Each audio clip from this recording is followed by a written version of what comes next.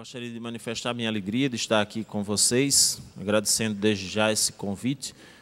Eu me chamo Ronaldo, eu tenho 39 anos, sou filho de Dona Raimunda, casado com Alessandra, pai de Iago e de Iânua. Pertenço à comunidade Remidos do Senhor, onde tenho muitos irmãos pelos quais tenho tentado dar a minha vida. E tenho irmãos também espalhados por todos os recantos desse mundo, porque onde há alguém que faz a vontade do Senhor, esse é meu irmão, minha irmã e minha mãe. Gostaria de começar proclamando o texto de 1 Coríntios, capítulo 9. Quem trouxe Bíblia, por favor, abram comigo, que é a expressão tema do nosso encontro, que me foi pedido para pregar para vocês. 1 Coríntios, capítulo 9, versículo 16. É apenas um versículo que nós vamos fazer a leitura e depois eu tento contextualizar. Diz São Paulo escrevendo aos Coríntios: anunciar o Evangelho não é glória para mim, é uma obrigação que se me impõe.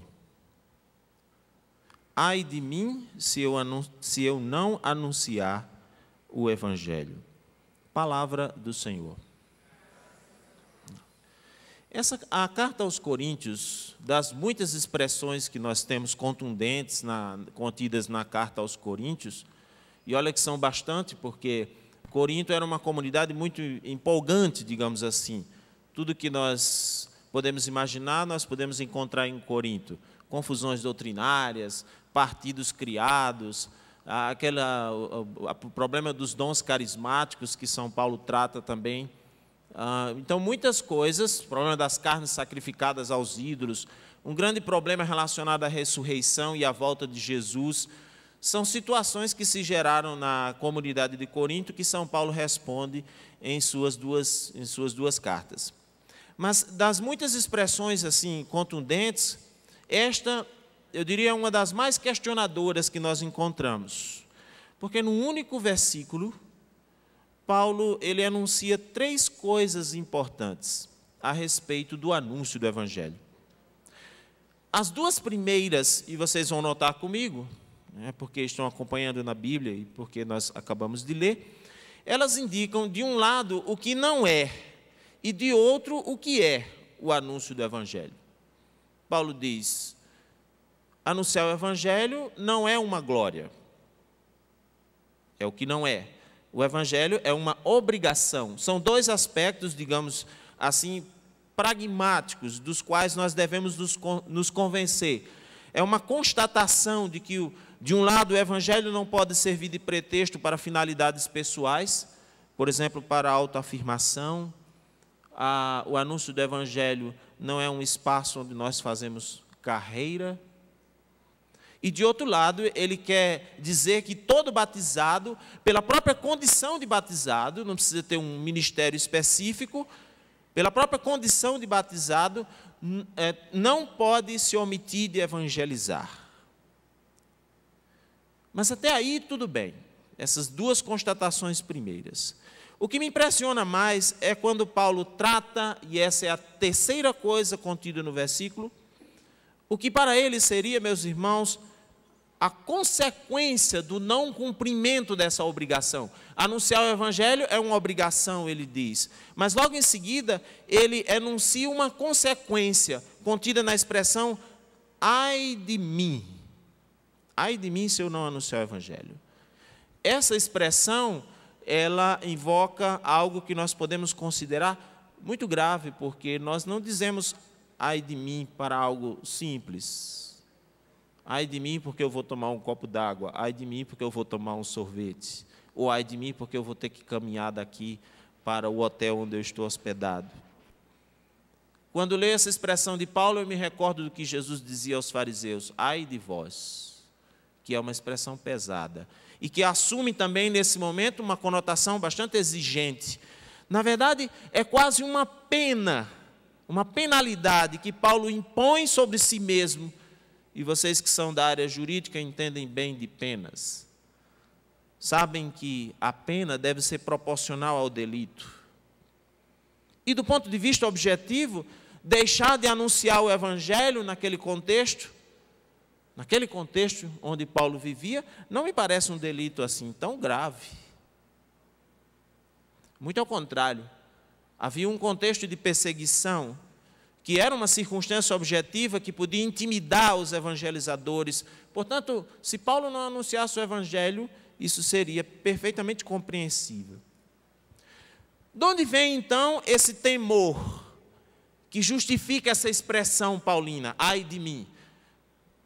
Que é esse temor que faz com que ele atraia sobre si uma punição, que, volta a dizer, não é uma punição objetiva, não é uma punição institucional, não é nem mesmo uma punição canônica.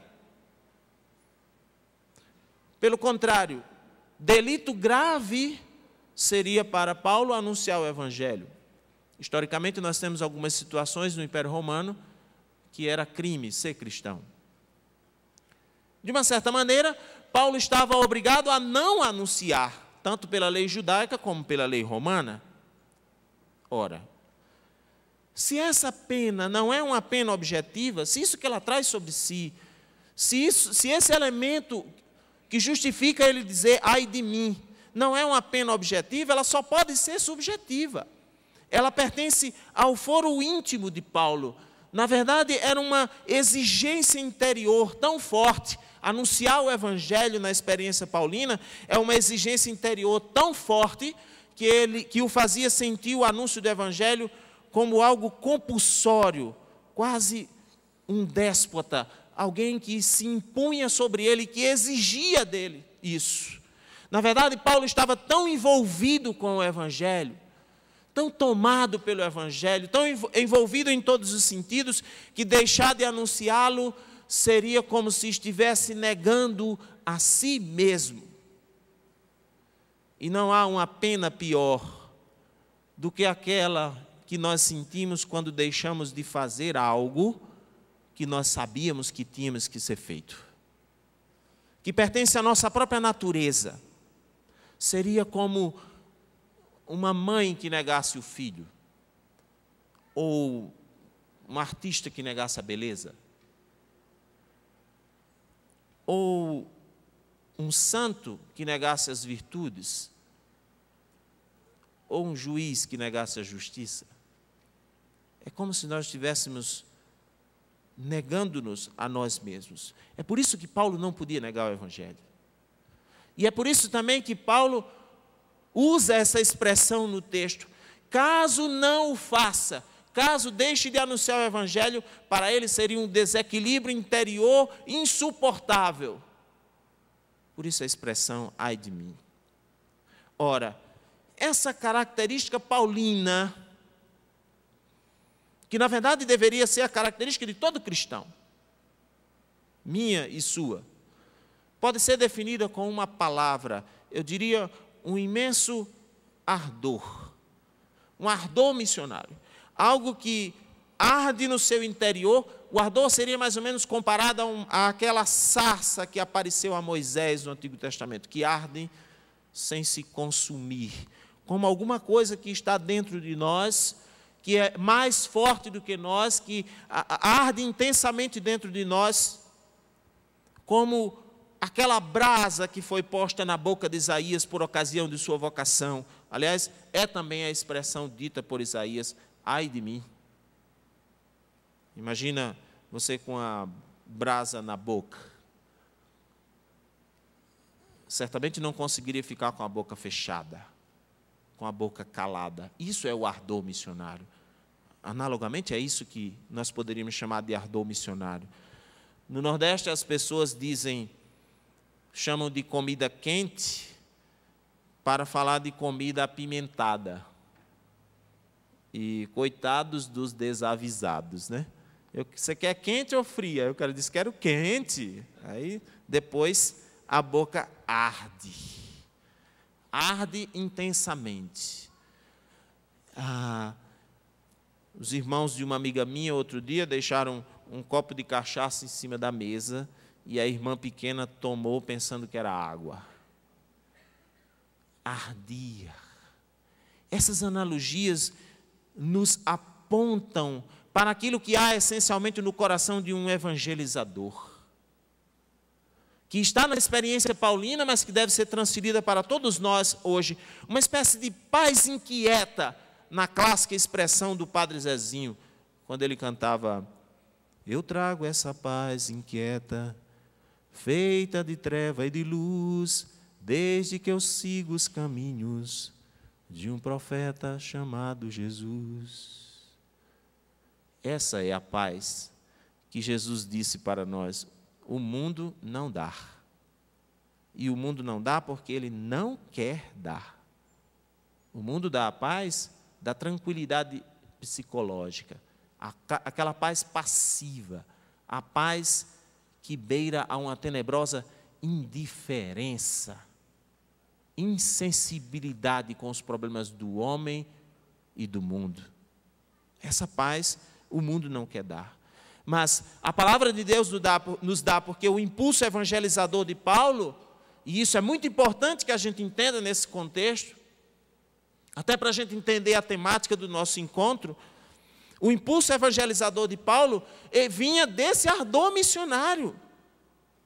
Meus irmãos, não vinha de uma posição institucional, ou de uma imposição institucional, ou de um mandato, de um pretenso documento da igreja, até porque naquele tempo nem documento a igreja tinha.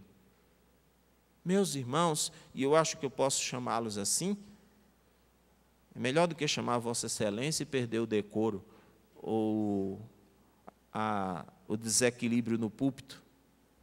Há uma expectativa em relação aos cristãos que estão inseridos nas estruturas seculares, como são vocês.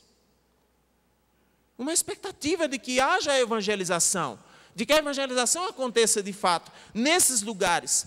Talvez uma expectativa maior em relação a vocês do que em relação àqueles que estão em comunidade de vida, por exemplo, ou numa vida contemplativa.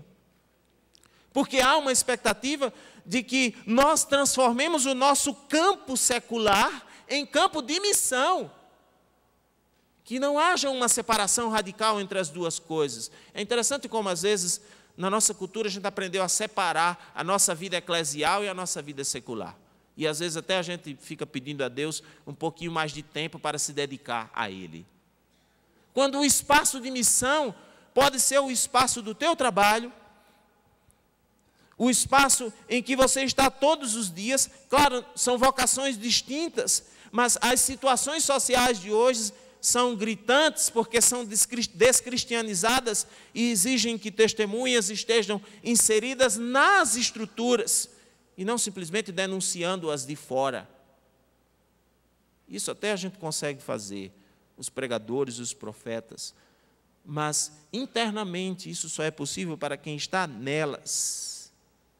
Transforme o seu campo de missão, o seu campo secular em campo de missão, porque nós necessitamos muito mais de pessoas que sejam luzes nessas instituições de trevas. Mas a resposta a isso, a resposta que nós devemos dar a essa necessidade de evangelização, dependerá em grande medida não do simples fato de nós estarmos lá, não do fato de você ser juiz, promotor, advogado. Em grande medida, essa dedicação à evangelização depende do nosso ardor. Enquanto nós não fizermos essa experiência paulina, notem bem isso, nós não estaremos prontos para evangelizar. Muito mais nós precisamos do ardor do que propriamente do conteúdo. Às vezes a gente fica requisitando formação, né, para o Ministério de Fé e Política, forma a gente para poder a gente evangelizar. Claro que o conteúdo é importante, mas de nada adiantará a formação sem ardor. De nada adiantará a formação sem ardor. Será como lei sem respaldo popular, ou sem fiscalização adequada. Elas simplesmente não se aplicam. Como o conhecido de vocês, parágrafo 3º do artigo 192 da Constituição Federal, que limita as taxas de juros em 12% anuais. Ou o inciso 4º do artigo 7º da mesma Constituição, que determina que o salário mínimo deve ser suficiente para atender às necessidades básicas do trabalhador. Eles simplesmente não se aplicam. Evangelização sem ardor é como lei sem aplicabilidade prática. E para vocês é fácil comparar e entender a analogia que eu estou fazendo, porque vocês são conhecedores do modo como isso ocorre. Fala-se que são mais de 200 só no Rio de Janeiro, cerca de 1.700 leis no Brasil que nunca se aplicaram. A exemplo daqui, obrigava o motorista a ter em seu carro um estojo de primeiros socorros, e foi revogada 4 meses depois, ficando milhões de estojos sem utilidade. Ou da lei da doação compulsória dos órgãos, ou daquela que determinava que a criação da disciplina da cultura afro-brasileira nas escolas, ou a que obriga, e essa pelo menos nós no Nordeste já cumprimos, as bicicletas ter campainha e espelho retrovisor. No sítio era só o que a gente tinha lá, né? Não adianta a determinação legal sem a disposição social para seguir. Do mesmo modo, não adianta mandato institucional, nem mesmo o tema de encontro sem ardor para fazê-lo. Mas, se o ardor é tão necessário assim, é preciso que nós nos perguntemos, e é muito bom fazer perguntas: de onde ele provém? De onde vem esse ardor? Como nós podemos adquiri-lo? De onde pode provir o ardor, senão do conhecimento? Como podemos ter paixão por algo, se não o conhecemos? Se com ele não nos envolvemos? O ardor missionário, portanto, depende do conhecimento de Deus. Depende da experiência de Deus. Pois o desejo de fazê-lo amado decorre da experiência com o seu amor, de um encontro pessoal e marcante com Ele. Enquanto nós não nos encontrarmos com o Senhor, a nossa evangelização será apenas feita de alguns métodos e de algumas palavras. Nós precisamos do conhecimento de Deus, um conhecimento que nasce de uma relação com Deus. Não podemos ter medo de nos encontrar com Deus, de nos deixar seduzir por Ele, de nos deixar ser interpelados, questionados por Deus, em todos os sentidos. Eu acho engraçado, algumas pessoas assumem 2 extremos muito comuns. Aqueles que são muito emotivos, relacionam-se com Deus somente na sua emotividade e a sua relação se torna superficial. E aqueles que são racionais querem compreender Deus e não abrem o coração para Deus. Por isso não experimentam Deus. Não conhecem a Deus. E se não conhecem a Deus, não tem como gestar dentro de si um ardor que os faz evangelizar. Porque esse conhecimento nasce de uma relação que envolve toda a pessoa. Os sentimentos, o intelecto, a vontade também. Não é apenas sentimental, intelectivo ou moral. É um conhecimento revestido de mistério. Não porque nele há trevas, mas porque nele há luz demais. Conhecer a Deus é embrenhar-se num universo de luz que chega a ofuscar a nossa inteligência. Esse é o conhecimento de Deus. A experiência que nós fazemos e que devemos renovar todos os dias. A experiência que nos deixa fascinados pelo amor. E que nos capacita para superar toda e qualquer dificuldade que nós enfrentamos. A experiência com Deus é como a experiência do belo, da beleza. O belo não se explica, ele se experimenta.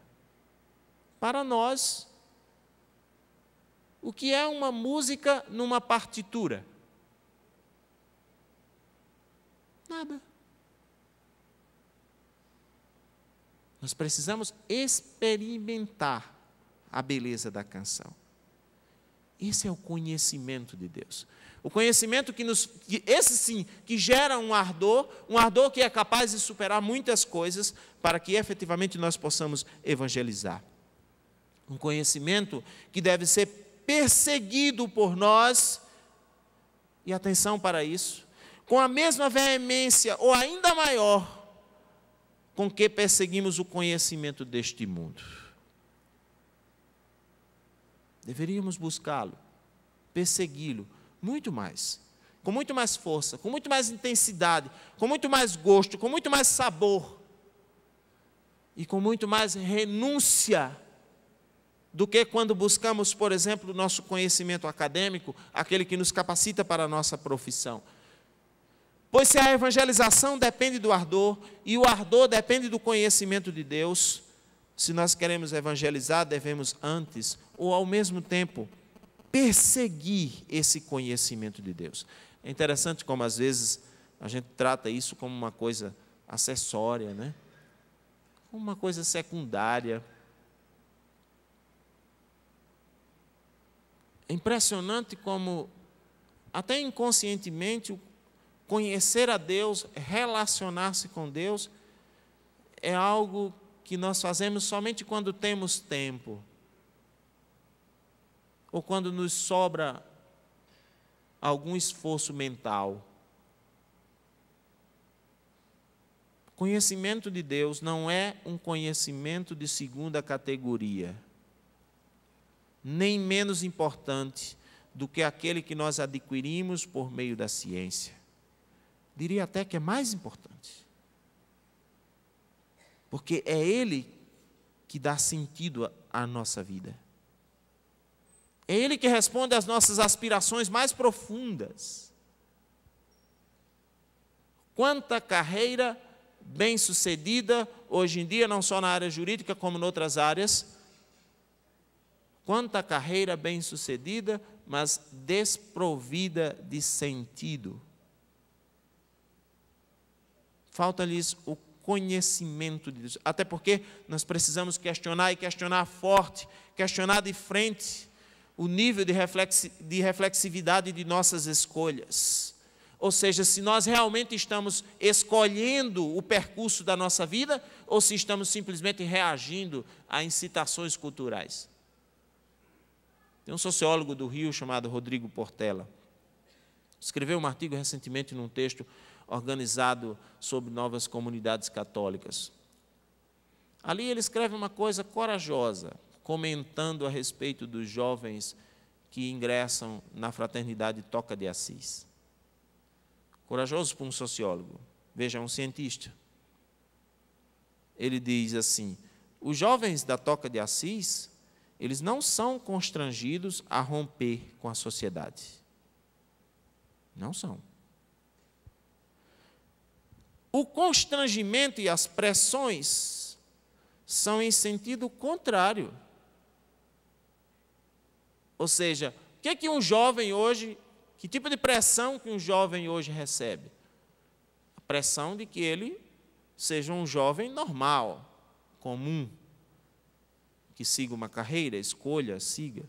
Portanto, diz ele, mais do que um jovem que frequenta bares, cursa universidade e adere às modas, podemos dizer que jovens como os toqueiros, estes sim é que fazem uma verdadeira opção.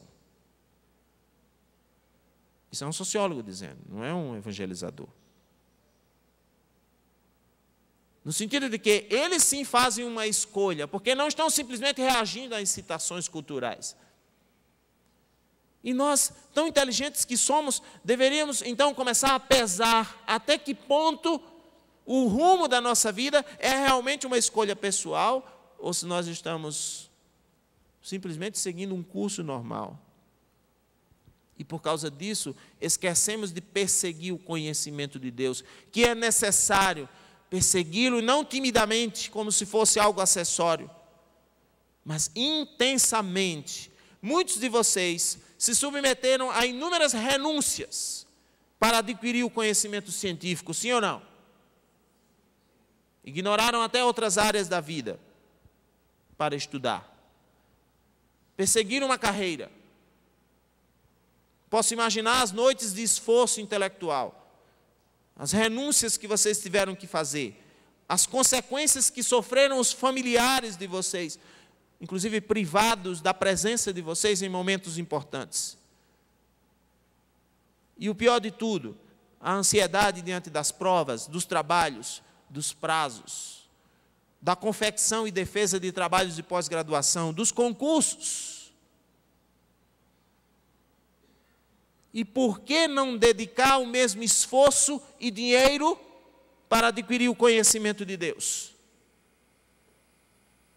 Por que procurá-lo somente nas ocasiões em que nós estamos livres das nossas obrigações?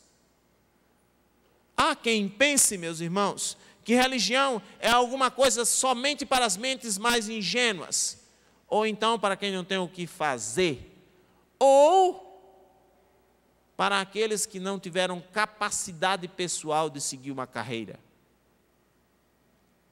ou até para jovens do interior da Paraíba, como eu, que não tem muita perspectiva na vida, né? Até que eu frustrei mesmo a expectativa da minha mãe, ela queria que eu fosse um juiz e eu não fui nem de futebol, muito mais de direito. Há quem pense que a religião é alguma coisa para mentes ingênuas, para pessoas que eventualmente não têm como seguir uma caminhada ascendente na sociedade, de quem não tem outras expectativas na vida. A religião foi interpretada como um refúgio para a miséria por Marx, como um instrumento de coesão social por Durkheim, como um elemento desencadeador de sistemas econômicos por Weber. Eu diria, a religião é um campo de conhecimento, exigente inclusive. Eu deixei a universidade 2 vezes para perseguir e me dedicar a esse conhecimento maravilhoso que me ultrapassa, inclusive a faculdade de Direito. E se isso vos escandaliza, talvez precisamos rever os nossos conceitos. E vejo que o crescimento humano que adquiri, perseguindo o conhecimento de Deus, é algo que jamais a ciência poderia me dar. Acho interessante como, às vezes, nós absolutizamos o conhecimento científico. Encontrei uma amiga de infância outra vez. A primeira coisa que ela me perguntou foi: você terminou o quê? Eu voltei a pergunta para ela: e você, terminou o quê? Ela disse: eu terminei fono. Eu disse: eu também terminei fono. Foi? Sério? Eu disse: eu não ia não, mas terminei fono.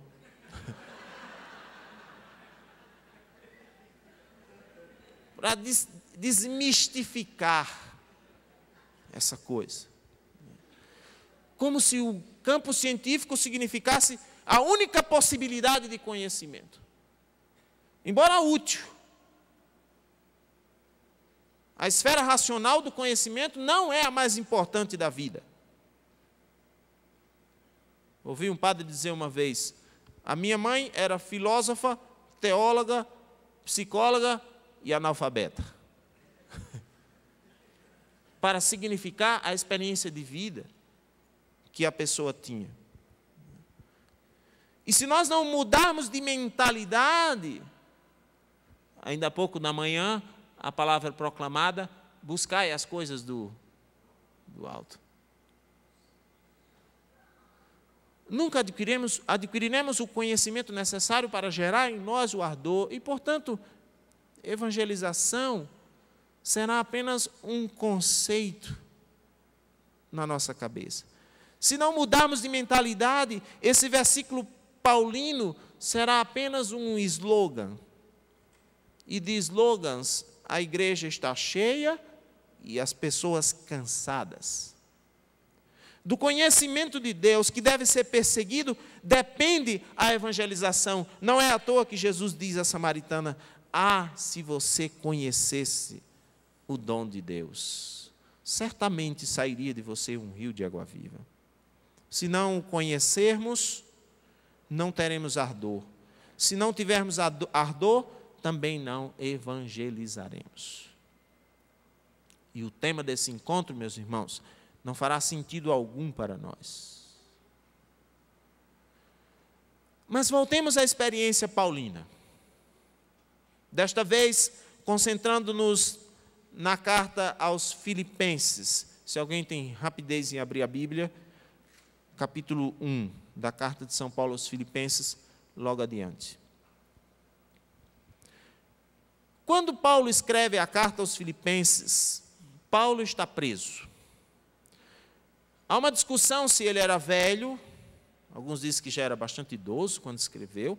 Discute-se também se ele escreveu de Roma ou de Éfeso, mas não se discute o fato de que ele estava na prisão e em um sistema carcerário muito pior do que o nosso, viu? Daquela época. Eu pergunto a vocês, com o que se preocupa um homem preso?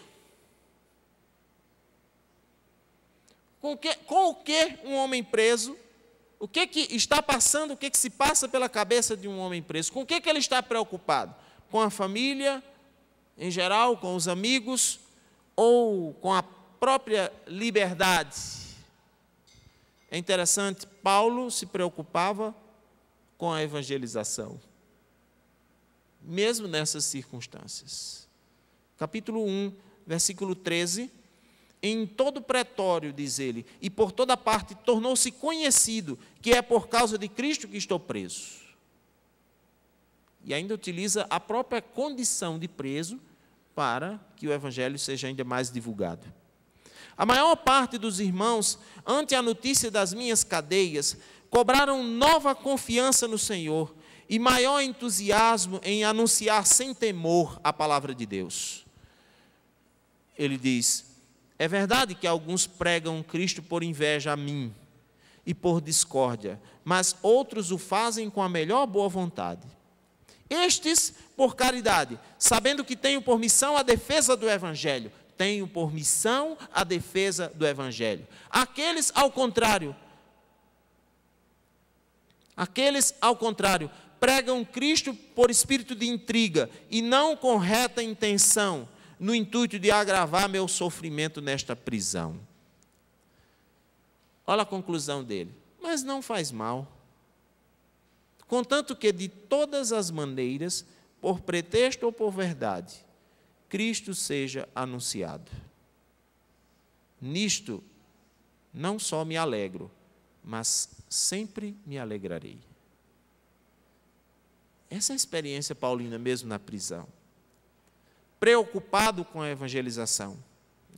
E na carta aos Filipenses, ele transborda toda essa alegria, todo esse ardor, mesmo diante de um futuro incerto. Interessante como hoje nós somos facilmente afetados por pequenos sofrimentos. E também por causa disso, facilmente nos esquecemos da nossa obrigação de evangelizar. Lembre-se que na carta aos Filipenses é onde aparece mais o termo alegria. Estão lembrados? Alegrai-vos sempre no Senhor. Repito, alegrai-vos. E por que esse homem transborda alegria e ardor, mesmo preso? Por quê? Isso só é possível, gente, porque a origem desse ardor é algo que não lhe é tirado, nem mesmo quando lhe tiram a liberdade. E isso não é outra coisa senão o conhecimento de Deus. Para os juristas, os advogados, os magistrados, a liberdade em geral é tida como o bem mais precioso. Precisamos começar a imbrincar valores. Talvez para nós, nesse momento, o conhecimento de Deus seja mais importante. Para um evangelizador, é o conhecimento de Deus que é o elemento mais forte e mais importante, porque este não lhe é tirado nem quando lhe tiram a liberdade, nem quando te perseguem, nem quando te fazem sofrer, nem quando te recusam, nem quando aceitam a tua mensagem. A carta aos Filipenses revela isso e revela algo mais importante, que peço a Deus agora a graça de poder explicar adequadamente, pois das coisas que eu disse até aqui, esta é a mais importante. Meus irmãos, prestem atenção nisso. uma espécie de atitude tipo subjacente na evangelização paulina. Não se trata de ações pontuais, mas algo que está nas entrelinhas, algo que permeia as ações de Paulo e que a elas dão um sentido enorme. Ele expressa isso quando escreve o seguinte, preste atenção nisso. Ele diz: eu tenho motivos de ter confiança em mim mesmo.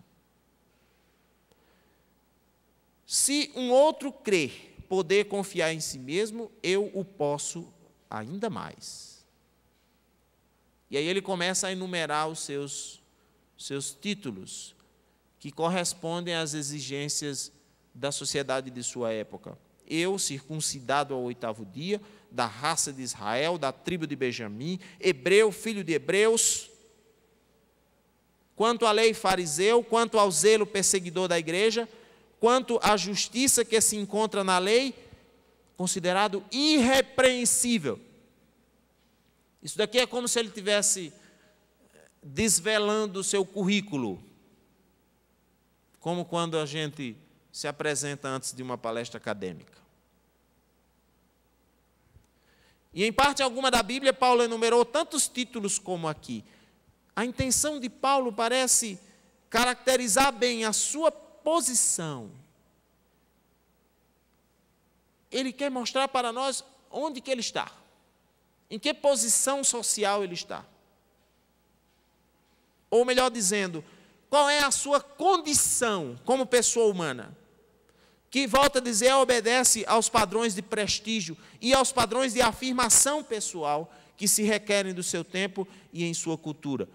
Como também se requer hoje de nós. Muitas vezes, para a gente se afirmar pessoalmente, se sentir bem, a gente precisa trilhar uma carreira para poder mostrar às pessoas que nós temos capacidade, especialmente numa sociedade em que aprendeu a ver os insucessos e os fracassos como uma decorrência de incapacidade pessoal, quando nem sempre o é. Paulo situa sua condição, assim como a condição de juiz, de magistrado, de advogado, de promotor, que também é um instrumento de afirmação pessoal e social. Tenho certeza que vocês não discordarão de mim nessa matéria. Quando Paulo deixa claro o lugar que ele ocupa, a sua condição, notem bem, comparem isso com a condição de vocês, com a posição que vocês ocupam na sociedade. Quando ele situa bem, ele começa a enunciar o modo como ele assumiu essa atitude tipo da qual eu estou lhes falando, que é surpreendente. Filipenses 3:7. Ora, diz Paulo, todas essas coisas que para mim eram ganhos, eu as considerei como perda por causa de Cristo. Como não? Diz ele. Eu considero que tudo é perda em comparação deste bem supremo que é o conhecimento de Jesus Cristo, meu Senhor. Por causa dele, perdi tudo. E aí uso uma expressão que choca a nós que valorizamos muito as posições sociais.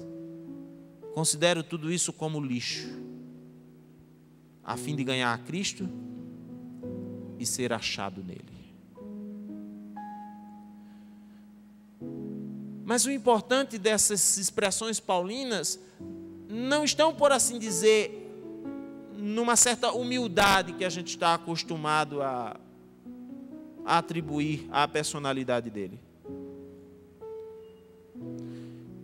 Consiste exatamente no fato dele ter enunciado a posição dele, a condição dele, e depois considerado essas coisas como perda e, portanto, assumiu uma atitude de sair de si. Sair de si mesmo. Não considerar a sua condição, que é a mesma atitude tipo de Jesus. Na verdade, uma atitude de rebaixamento. Ou uma predisposição, e é isso que eu estou lhes falando que precisa estar permeando a nossa evangelização. Precisa estar subjacente. Precisa estar nas entrelinhas de cada uma de nossas ações evangelizadoras, sejam elas quais forem. Uma predisposição a não considerar a própria condição e agir sem medo de perdê-la. Nós não podemos, para evangelizar, selecionar ações e comportamentos que estejam de acordo com a nossa condição de juízes, promotores ou advogados. Nós precisamos ter a atitude tipo de colocar em xeque até mesmo a nossa condição. Vocês percorreram um caminho de afirmação pessoal. E se os homens desse mundo têm motivos de se orgulharem, vocês também o possuem. E diria, vocês até mais. Porque a carreira e a ascensão de vocês mostrou ao mundo que vocês não são alienados, nem imbecis, nem inferiores a ninguém. Vocês firmaram a condição de vocês nesse mundo, mediante o esforço de vocês. Mas talvez falte-lhes agora demonstrar aos homens que essa não é a verdadeira fonte de afirmação pessoal. Que uma carreira ascendente pode inclusive conduzir ao vazio, caso a ela não se dê algum sentido. Em outras palavras, é necessário despojar-se dessa nossa condição. Abrir mão, sobretudo no momento em que nós lidamos com os homens e com as coisas. Quando lidamos com os homens e com as coisas, se quisermos evangelizar, não podemos considerar a nossa condição de pessoa importante, de juiz, de magistrado. E concretamente, isso se manifesta no modo, por exemplo, como nós nos comportamos na comunidade cristã, diante de pessoas mais simples e de serviços mais simples. Ou nós selecionamos as coisas de acordo com nossa posição humana. E mais ainda, no modo como nós humanizamos o nosso ambiente de trabalho. Diria, no modo como nós tratamos as causas dos pobres, mas não só isso, no modo como nós tratamos os pobres. Se essa atitude tipo não estiver subjacente na nossa evangelização, as ações pontuais perdem o seu sentido. Nós esvaziamos o conteúdo do Evangelho. Porque há uma chaga no serviço público brasileiro, que nada tem a ver com o envio ou o desvio de verbas. Diz respeito à maneira como os servidores públicos tratam os pobres. Que não é um privilégio do judiciário. A saúde, por exemplo, é terrível nessa matéria. E que se nós não começarmos a fazer diferente, se nós não começarmos a fazer essa atitude tipo tão importante e necessária, porque é ela que nos assemelha a Jesus, e que concretamente atualiza a redenção e a salvação no meio dos homens. É ela que mostra aos homens que Deus se interessa por elas, e que Deus está disposto a qualquer coisa para comunicar-lhes o seu amor. Nós somos os instrumentos de Deus. Isto é o que nós estamos acostumados a chamar de testemunho, mas que muitas vezes nós reduzimos a discurso, ou, no máximo, atribuímos a isso a necessidade de tomar algumas precauções morais. Ser honesto não é suficiente. É preciso descer. Em sentido evangélico, testemunhar não é somente depor em favor de alguém, é tornar-se igual a alguém. Quando requer o nosso testemunho, meus irmãos, o mundo requisita mais do que um comportamento exemplar. Ele procura Deus em nós. Ele procura em nós um testemunho irrefutável de que a mensagem cristã continua atual. E só o rebaixamento recorda aos homens a encarnação do Verbo, que é a atitude máxima de amor revelada ao mundo. Esse é o modo como nós comunicamos aos homens a importância suprema do Evangelho, fazendo as pessoas perceberem que nós estamos dispostos a abrir mão até dos nossos postos conquistados por amor a Jesus. Gesto, aliás, e esse é um grande equívoco, gesto que não nos desqualifica, pelo contrário, nos dignifica. É depois que Jesus lava os pés dos discípulos que ele se volta para eles e diz: vocês me chamam mestre e Senhor e dizem bem porque eu sou. Depois de cada atitude de serviço nosso, de rebaixamento, de sair de si, nós podemos reafirmar nossa condição pessoal, de indivíduo afirmado como pessoa. Até porque a verdadeira afirmação pessoal não provém desses postos que nós possamos galgar no mundo, e sim da percepção interior de ser amado por Deus. Notem como se comporta Paulo nessa matéria. Depois de anunciar as perdas pelas quais passou, Paulo não exprime nenhuma dor, nenhuma frustração, mas pelo contrário, manifesta profunda segurança pessoal, considerando que fez uma boa escolha quando optou por Jesus. É impressionante como ele dá sinais de alguém autoafirmado. O que se vê nos seus escritos é a transparência de uma forte convicção interior acerca de sua identidade pessoal, uma autoimagem extremamente positiva, a ponto dele ser acusado por alguns de narcisista, porque ele escreve: o que eu vou dizer, eu não digo segundo o Senhor, mas como uma loucura, na certeza de que eu tenho do que me vangloriar. E começa a se comparar com aqueles que se consideram realizados humanamente falando, e se confrontar com a grande arma dos inimigos de Paulo. Preste atenção nisso. Quando os inimigos de Paulo iam combater contra ele nas comunidades cristãs, não iam com argumentos bíblicos, nem nada.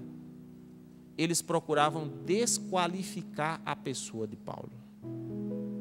É a mesma coisa que pode acontecer com vocês. Os inimigos de vocês não vão questionar do ponto de vista legal, vão procurar desqualificar vocês, a pessoa de vocês. E quando você começar a sentir isso interiormente, é aí que o teu projeto evangelizador se esvai, se acaba. Quando você não se considerar mais alguém realizado, pessoalmente falando.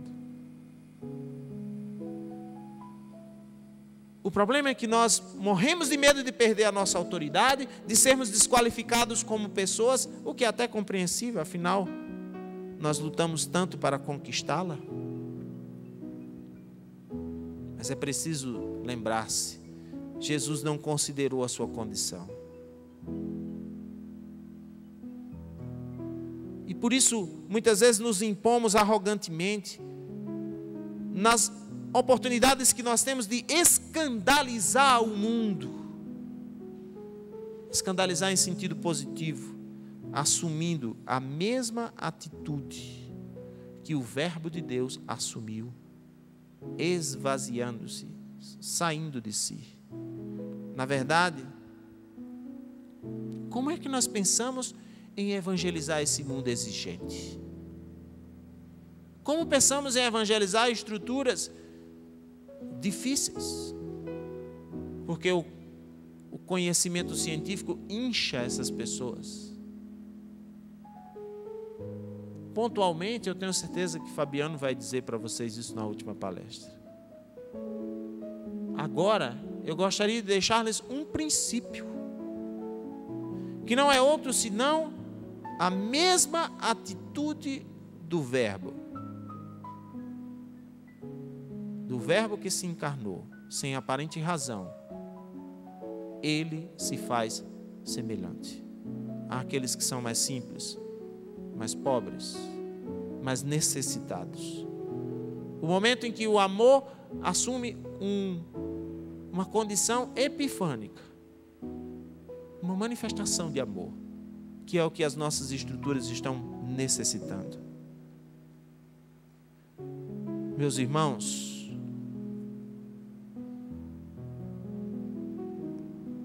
duas coisas o mundo precisa para conhecer Jesus: êxtase e profecia. Um êxtase que nada tem a ver com surtos emocionais, e sim com a estupefação diante dos atos de amor, que às vezes precisam sim assumir áreas de escândalo, porque os homens precisam ficar intrigados conosco, serem questionados pelas nossas ações e pelo modo como nós consideramos o conhecimento de Deus superior. É profecia o que se requisita de nós, e não simbologia religiosa nos tribunais. Desculpa falar, símbolo religioso, qualquer juiz iníquo tem no seu birô. Nós precisamos de atitude. Não é louvor em confraternização que vai evangelizar esses ambientes. Muito ao contrário, isso apenas veste com uma conotação religiosa aquilo que faz parte já do cotidiano das pessoas em sua condição social. Precisamos de profecia. Esse ato evangelizador por excelência, no qual ganham sentido todas as ações que fazemos. Aí sim, reuniões, anúncio explícito, simbologia. Fora dele, nada do que fazemos tem sentido, e muito menos tem ressonância no coração dos homens. Creio que devemos pensar na frente. Há que se pensar, e digo isso para concluir, em outro tipo de presença simbólica de Cristo, que não os crucifixos nas paredes dos tribunais, porque esses existem leis que inevitavelmente vão tirá-los de lá. Precisamos pensar num outro tipo de presença simbólica, que somos nós mesmos, assumindo a mesma atitude de Cristo e não se negando a crucificar a própria vida, a colocar em risco a nossa condição, o nosso posto, para ser capaz de evangelizar.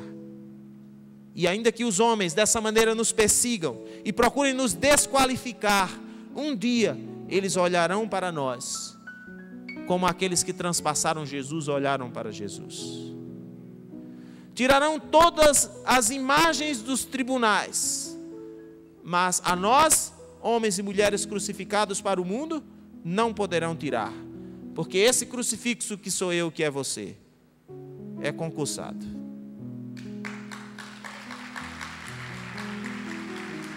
Há uma palavra bíblica com a qual eu gostaria de concluir essa pregação. João 15:5, sem mim nada podeis fazer. que aqui deve ser entendida como: sem ser iguais a mim, nada podeis fazer. Ou, sem me assumirem como eu sou, servo, nada podeis fazer.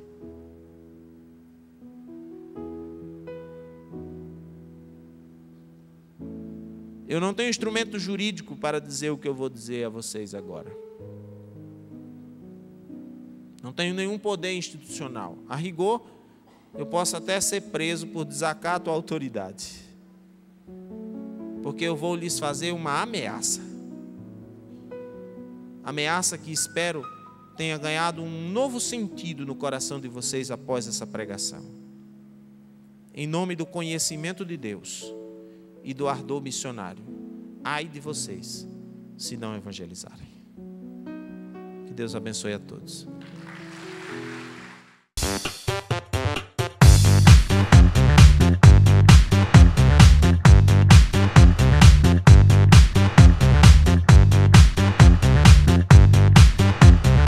CançãoNovaPlay.com. Assine já!